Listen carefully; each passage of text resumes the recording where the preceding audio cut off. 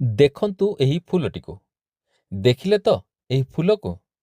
ତାହେଲେ ଏବେ କୁହନ୍ତୁ ତ ଏହି ଫୁଲର ନାମ କ'ଣ?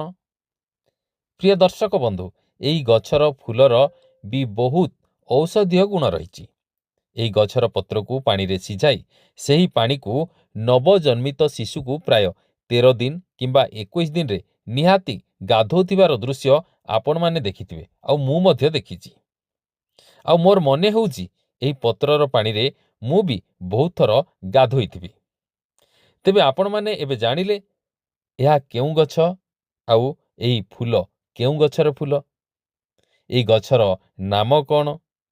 ଯଦି ଆପଣମାନେ ପିଲାଦିନେ ଏହି ଗଛର ପତ୍ରର ପାଣିରେ ଗାଧୋଇଥିବେ କିମ୍ବା କିଏ ଗାଧୋଉଥିବାର ଦୃଶ୍ୟ ଆପଣମାନେ ଦେଖିଥିବେ, ନିହାତି କମେଣ୍ଟ ମାଧ୍ୟମରେ ଜଣାନ୍ତୁ।